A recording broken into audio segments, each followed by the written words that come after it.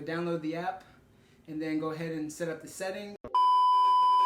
Alright, good morning and welcome to a new video. So right now I'm going to go ahead and get dressed, and then we're going to actually work out here in the house today. Today we're going to hit arms. So let me go ahead and get dressed, and then I'll show you, I guess, the pre-gym routine. Get the garage set up so we can start working out.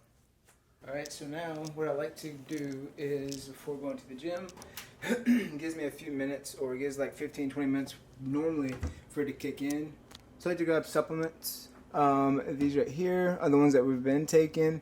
Typically, I have a lot of Total War right now. The Ghost is actually what's been on sale, so we've been buying more of that. And then one of our local supplement shops, Hawaii Discount Nutrition. That's where we kind of get other stuff from, depending on the price. But every single day I've been taking the creatine and I've been taking the greens. And typically throughout a workout, then I'll throw in my BCAAs just to sip on throughout the workout. But today we're going to go with some of the Ghost Pump, and then let's do some of the Cherry Limeade as well.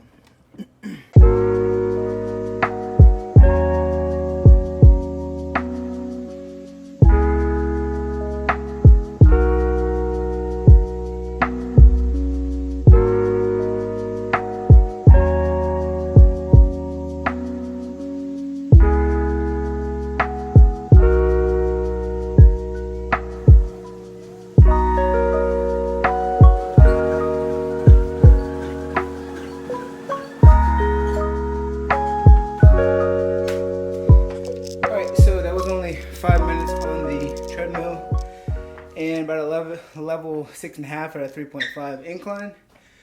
I like to do treadmill, Stairmaster, elliptical, the bike, just enough to get a sweat going, get my heart rate up, and just kind of wakes the body up. But right now I'm trying to do too much cardio because I'm kind of readjusting macros and trying to get back on a maintenance phase.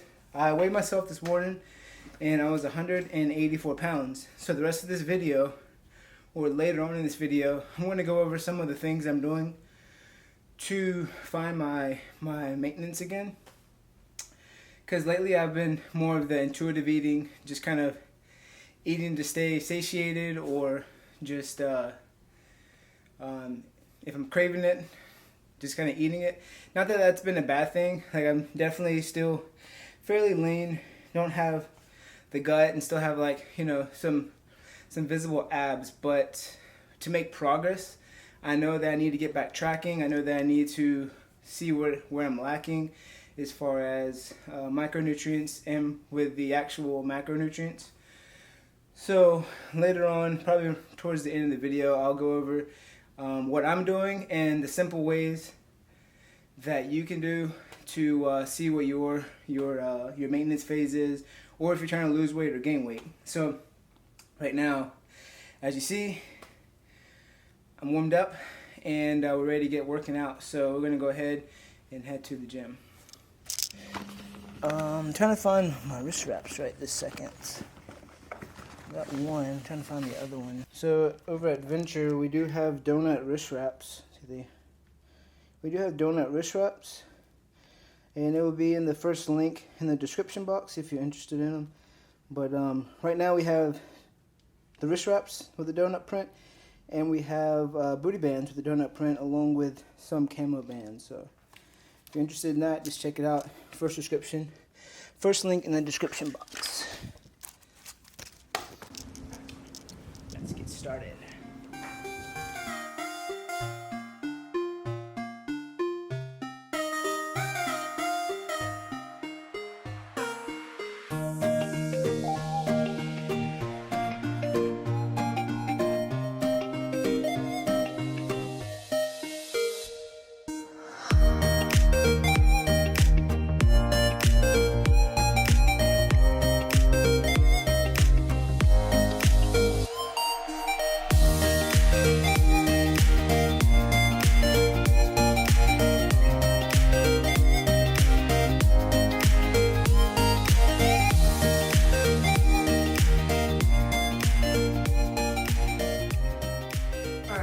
you guys can see me. Hopefully I'm in shot. Before I clear things up outside with all the workout stuff, I'm just going to end the video here, and this is going to be the topic of today's video, which is what I was talking about earlier, is getting back on the maintenance calories. So what I'm going to show you is what I'm doing to get back on track. Very simple, and it's not like a overnight change, but it's something that you can slowly implement into your days, into your weeks, until you actually get a hold of your nutrition and also training. So first thing I used to use, I'll go ahead and start screen recording. Alright, so as you can see, I used to use this nutrition app right here, but now what I use is MyFitnessPal. I'm still very new to it. This is what a lot of people actually use, even when I was using the nutritionist app. In the past, I've recommended the nutritionist app, but the problem with it this time is it kept opening and closing. I couldn't actually get it to stay open, so just went to MyFitnessPal. So what you have to do first is you have to go to the settings, go ahead and set up your profile, which is what I did here. And then once you set up your profile, and then it's going to ask you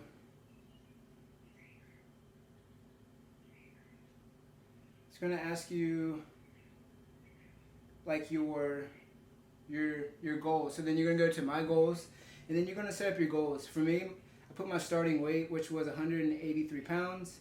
And then obviously that's my current weight. I put what my goal weight is, which can be a roundabout. And also, if you're trying to lose weight, you can put your goal weight is to lose weight. So you can put whatever that number is that you would like to reach.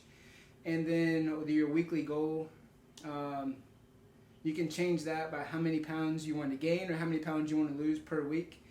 And try not to be too drastic when it comes to that. Like, give yourself a reasonable amount, half a pound a week, a pound a week. Remember, it's a marathon, not a sprint. So just take it slow and easy. And then your activity level, this right here you have to be honest with, because as you see, there are different activity levels. So if you're not very active, so you spend a lot of the time sitting at a desk, things like that, then just go ahead and put that. And what that's going to do is it's going to lower your calories, and then over time, if you're seeing that you're not eating enough and you're staying hungry, then you can adjust that later on. But it's better to kind of recommend under than to go over, and then you'll get kind of upset that you're gaining weight instead of losing weight. But if you see that you're losing too much weight too fast, or if you see that you're rapidly losing weight, then I would say increase it to say that you're more active. That way the app will adjust to give you a little bit more calories. So and then over here, how many times a week that you work out, and then about average of how long your workouts are. It also asks you that. One thing that I don't really like about this app though is if you look at my macros, which this is specifically for me, so it says that I should have 391 grams of carbs, 157 protein, and 104 fat.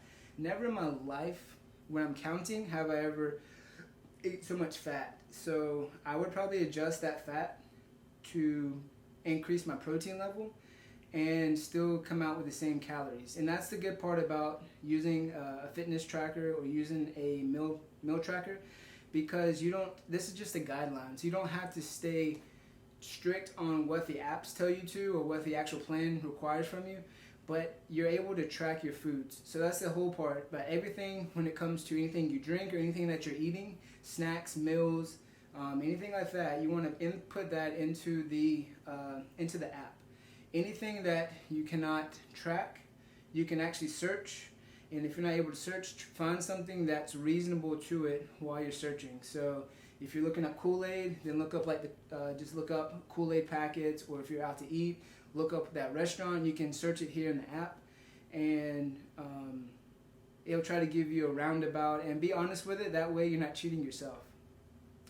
But it also gives you a lot of your micronutrients. So another one that keep in mind of is going to be your fiber. How much fiber? Make sure that your fiber is staying reasonably high as you start tracking your foods. Your sugars. See, it kind of gives you a goal of 117 grams of sugar, and then if you go under that, that's even better. And then also gives you your saturated fats, your polysaturated, monosaturated, which is really good to know about your types of foods that you're eating, along with the sodium. Obviously, if you can keep your sodium reasonably at a minimum, that's also going to be good. But you do want to keep it, you do want to have sodium in some of your foods. Just try not to exceed what they actually give you. And iron, calcium, vitamin C, vitamin A, so some of those important ones. But the main thing is whenever you are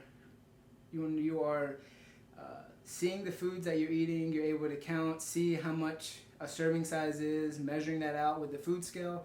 Those types of things is how you see a difference in changing your weight, changing your mood, changing your physical activity, because you'll either start having more energy, or if you're not taking in enough calories, and you'll see that you are a little bit more sluggish and a little bit more lethargic, things like that. But hope this made sense. So this is what I'm going to be doing. I'm going to be tracking it, and we're going to see my progress from this far out. And I have no plans of competing anytime soon. I'm just trying to get back in, to see progress in the gym. Like, I can see that I'm still lean, but my weight, as far as when I'm pressing, squats, deadlift, that kind of stuff, is kind of staying reasonably the same. So I need to start counting my foods again, making sure that I'm eating enough foods, and making sure I'm eating enough of the right foods. Because, like I said, I've been eyeballing foods and just kind of eating to stay, comfortable with where I'm at. So, hope this helped you guys out. If you want any other or further, deep dive into counting your macros, leave that in the comment section below. But overall, I think this is a very simple way. So download the app, and then go ahead and set up the settings. Be true to yourself and to the app about your goals and where you're currently at and where you want to be.